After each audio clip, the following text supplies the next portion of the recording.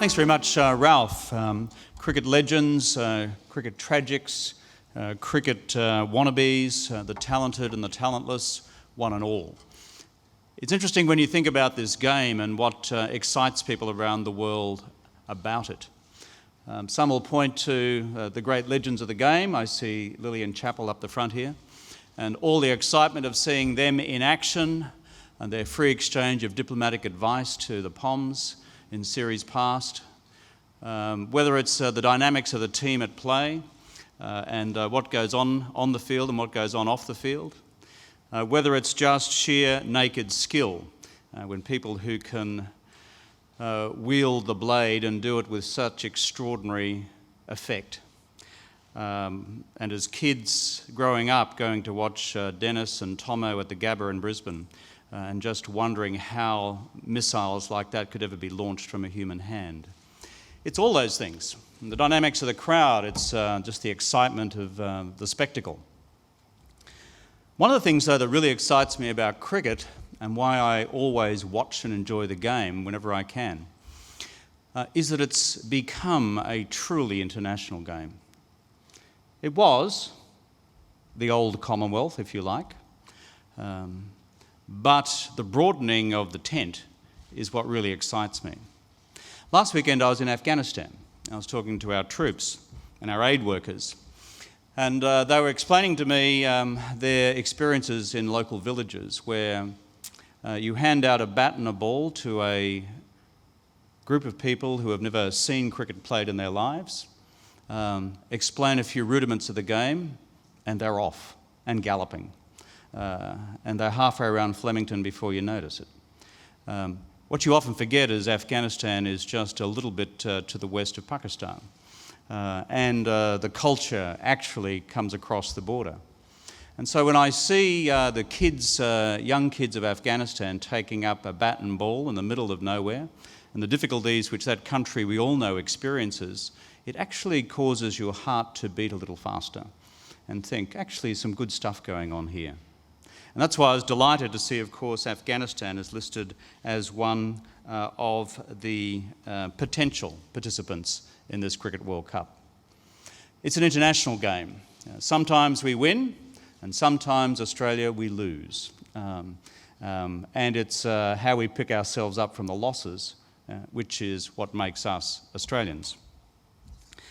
When it comes to 2015, I don't think you'll be able to keep anyone away. This is going to be a great, great World Series.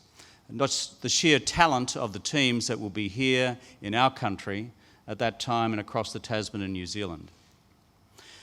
For our New Zealand co-hosts, can I say to John Key across the Tasman, g'day. Make sure you do as well as we do in hosting these events. I know you will. Kiwis are enormously hospitable. They are very well organised, and together we're going to put on a world-class event. And I couldn't think of a better country to share the hosting with than our friends across the ditch. The spectacle itself is going to attract, as we've just been told, 1 billion viewers from around the world. We're going to have tens of thousands of people come to Australia and New Zealand to watch the spectacle. If our Indian friends make anything like the semi-final or the final, I'd hate to be operating the visa and passport office in Delhi, Mumbai or anywhere else. It's going to be massive, but I hope it's massive anyway. As has been acknowledged, we in the Australian government are active partners in making sure these events work. I'd acknowledge the contribution of Don Farrell, Senator for South Australia, our Minister for Support, himself a passionate supporter of the game. We've not just been doing stuff on the ground with junior cricket and supporting that, but in terms of this event, we've committed nearly $150 million to upgrading the facilities and seating capacity of many of the stadiums which will host the matches in 2015. That's not a piece of loose change, that is some serious cash. The redevelopment of the SCG, the Adelaide Oval, Bellerive, I still remember writing out the cheque for the lights down in Bellerive. Anyone from Bellerive here? Lights at these games in these venues are expensive, let me tell you. The Manuka Oval in Canberra will all be complete by the time the first ball of the tournament is bowled. In total, the 2015 World Cup will deliver around $360 million in direct expenditure between Australia and New Zealand. Both ourselves and the Kiwis believe this is a good investment, a great investment in a great game and a great event by world standards. So to all of you who have put so much effort into securing this in the first place, no easy doings. To those of you who have managed to pull together a gaggle of politicians of all political parties from both sides of the Tasman to make this work with the investments necessary, congratulations. For those who will be players in the teams in 2015, the eyes of the world will literally be upon you. But as an Australian and Australian Prime Minister, I'm so proud that we are hosting this great series in 2015.